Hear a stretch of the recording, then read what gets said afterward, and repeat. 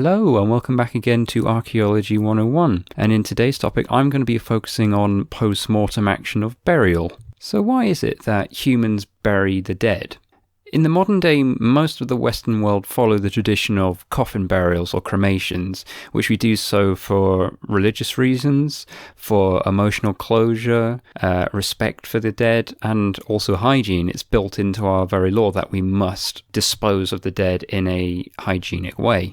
No one can quite agree when religious or cult behaviour really begins, but we do know that burial's been around for a long time, and we're not even the only human or necessarily even the only mammal that buries our dead. Such behaviour has also been seen in other mammals like elephants, for example. It's often been presumed that these early hominins, such as Australopithecines with their small brains, that they did not bury their dead.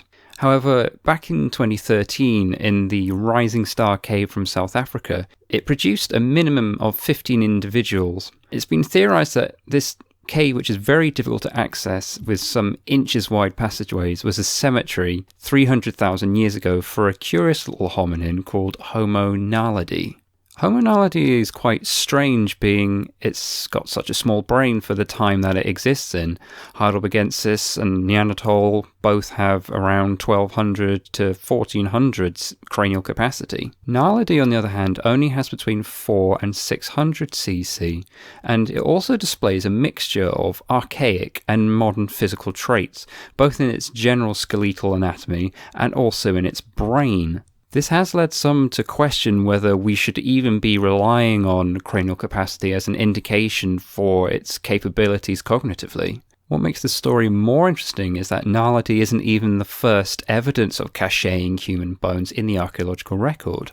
If we examine the European evidence, the Spanish site of Atapuerca, for instance, shows caching of many Homo heidelbergensis and early Neanderthal bones, some of which had defleshing marks which people thought was a ritual or cult-like behaviour. But while this isn't directly a burial site, these individuals were dropped into a pit. Atapuerca does seem to resemble some sort of crude cemetery or ossuary where these bones of the dead are dropped into the pit, maybe in a similar fashion to Naledi later on in 300,000 years ago.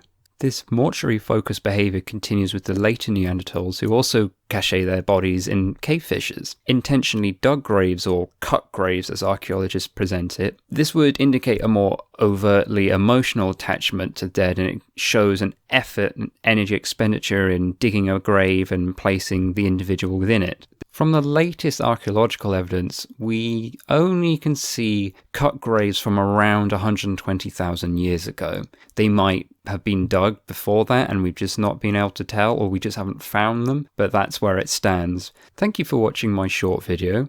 I'd just like to take this time to say thank you to everyone who's been watching and still subscribing despite the lack of content on this channel. The reason for that is I've actually been trying to get my master's degree and I've had a lot of assignments. That's beginning to slow down now, so if anyone's interested in that, that's what I've been up to, but I will be making more videos on this channel in future. Thank you very much, stay safe, and goodbye.